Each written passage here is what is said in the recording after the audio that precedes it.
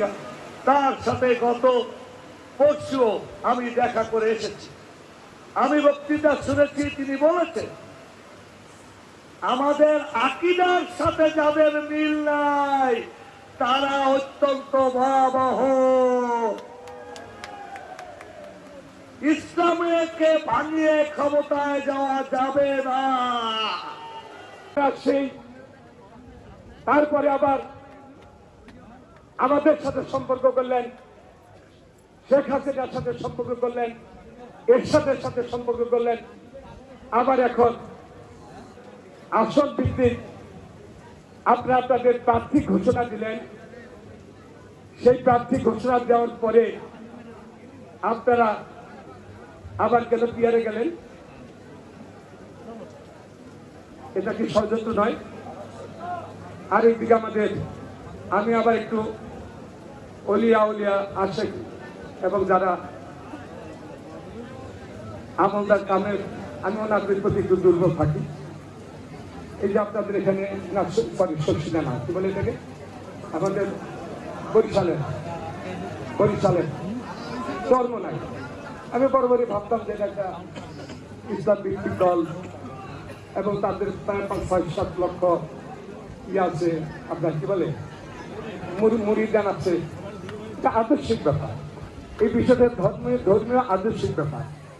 দেখেন ইসলাম কিন্তু বলে যে আমি যদি বসতে পারি লোকটা মৃত্যু, তাহলে কিন্তু তার পিছনে নামাজ হবে, হয় না? আমি জানি না তার হবে, কারণ আল্লাহ ইসলামকে এত সহজ করে দিয়েছে। এর যে সহজ কোন ধর্ম দুনিয়াতে নাই। আপনি ভুল করলে ক্ষমা চাইলে আল্লাহ ক্ষমা করে দিবেন, বলে দিয়েছেন। এখন যদি একজন পীর সাহেব, একজন আলেম মিথ্যা কথা বলে তখন কি দাঁড়ায়? এই যে আমার ডাক্তার সাহেব একটা কথা বললেন না, মুনাফিক না ভাই? এই যে ডাক্তার সাহেব বললেন যে কি কয় সাদা ওঠে কোথায়? ডাক্তার সাহেব সাদা ওঠে পল্টনে আর যায় কই লন্ডনে। আচ্ছা বলেন কি কথাটি সত্য? তাহলে ওনার পেছনে নামাজ হবে? ওনার পেছনে নামাজ হবে? আমি পীর সাহেবকে বলতে চাই, আপনি একজন ধর্মভিত্তিক লোক, আপনি আপনার তরিকতের জগতে আপনার মুরিদদের সাথে এই বেইমানি কাজটা করে না। আপনি একজন আদর্শিক লোক হিসেবে আপনার চিন্তা, আমি এখনো মনে করি ভুল ভ্রান্তি থাকলে আসেন, আমার ভুল থাকলে আমি তোবা করে নিজেকে একটু তোবা করে পরিষ্কার হই। আর আমিও আপনাকে বলবো এই ধরনের কথার জন্য আপনার তোবা করা উচিত। এটা তো দালিলিক প্রমাণ যে টাকা ওঠে পল্টনে আর টাকাটা যায় কোথায়? লন্ডনে। একজন আলেম সমাজ, একটা দলের প্রধান যদি কথা বলে, তুমি মিথ্যা কথা তো বলেন নাই। আমি তাকেও অনুরোধ করে যাই, এই যে কথাগুলো এখানে আমি বললাম, আপনি আবার একটা জনসভা করে এখানে এসে এই সত্য ও মিথ্যার প্রমাণটা দিন।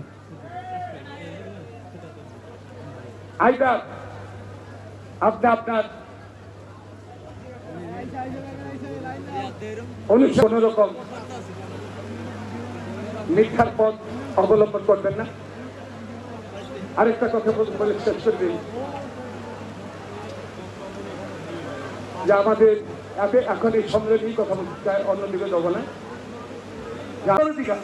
তার সাথে গত পরশু আমি দেখা করে এসেছি। আমি বক্তৃতা শুনেছি, তিনি বলেছেন আমাদের আকীদার সাথে যাদের মিল নাই তারা অত্যন্ত ভয়াবহ, ইসলামকে ভাঙিয়ে ক্ষমতায় যাওয়া যাবে না। আমরা বলি আমার ঈমান আমার কাছে, আমি ইবাদত করব আমি নিজে, আমার পরিবার, আমার আশেপাশের মানুষ। অন্য কেউ ব্যস্ত দিতে পারবে না, ব্যস্ত আমাকে কামাই করতে হবে।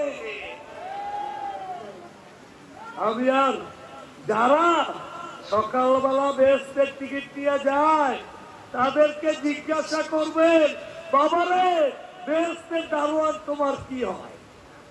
তুমি আজকে সকল সময় ইবাদত করছো কিনা?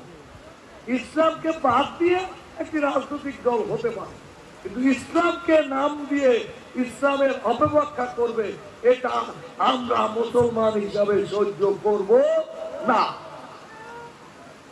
এরাই 18 সালে আমাদের সিটে নমিনেশন নিয়ে গিয়েছিলেন, একদিনও ঢাকা থেকে আসে নাই, এমনকি টাকা দাখিল করতেও আসে না।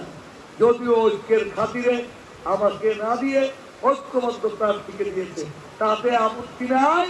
মার খেলাম আমরা, জেলে গেলাম আমরা, আর অন্যরা 1 মিনিটের জন্য পিরোজপুরের 1 আসন স্পর্শ করেন। ধন্যবাদ আপনাদের।